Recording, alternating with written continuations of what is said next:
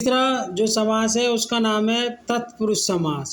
तत्पुरुष समास आज इसके बारे में हम ध्यान से सुनेंगे और पढ़ेंगे, तो वीडियो को पूरा देखें और ध्यानपूर्वक सुनिए। इसका जो शाब्दिक अर्थ है, तत्पुरुष का शाब्दिक अर्थ होता है तत् मतलब दूसरा और पुरुष मतलब पद, यानी कि तत् मतलब दूसरा। तो इसकी परिभाषा क्या बनेगी? इस तत्पुरुष समास में दूसरा पद प्रधान होता है। तत्पुरुष समास में दूसरा पद प्रधान होता है, इसीलिए इसको तत्पुरुष कहते हैं। तत् मतलब दूसरा, तो इस समास में दूसरा पद प्रधान होता है, इसीलिए इसको तत्पुरुष समास कहते हैं। अब हमने एक विशेष बात इसमें लिखी है, नोट डाल के ज़रा उसको ध्यानपूर्वक सुनिए आप। तत्पुरुष समास में विभक्तियों का लोप होता है, यानी कि जो 8 विभक्तियाँ उनमें से 6 विभक्तियों का आगमन होता है। कब? जब समास विग्रह करते हैं, बाकी लोप होता है, यानी कि छिपी होती हैं। जैसे अब हम समझेंगे उदाहरण से। पहला उदाहरण है रसोई घर, रसोई के लिए घर।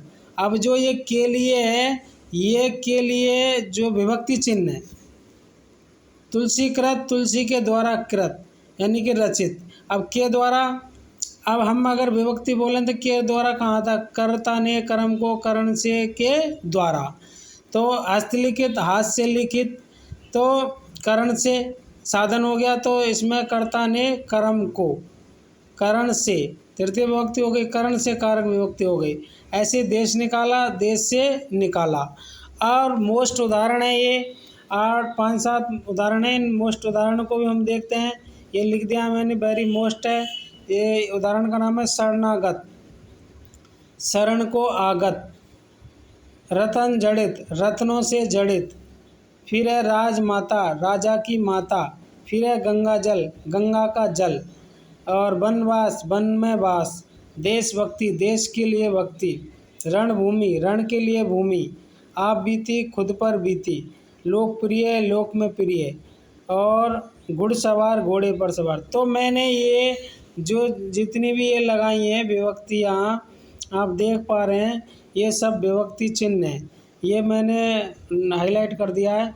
तो जैसे के, से, की, इस, में, के लिए, पर, मैं, पर, ये सब विभक्ति चिन्ह हैं। जब विग्रह किया है तो इनका आगमन हुआ है।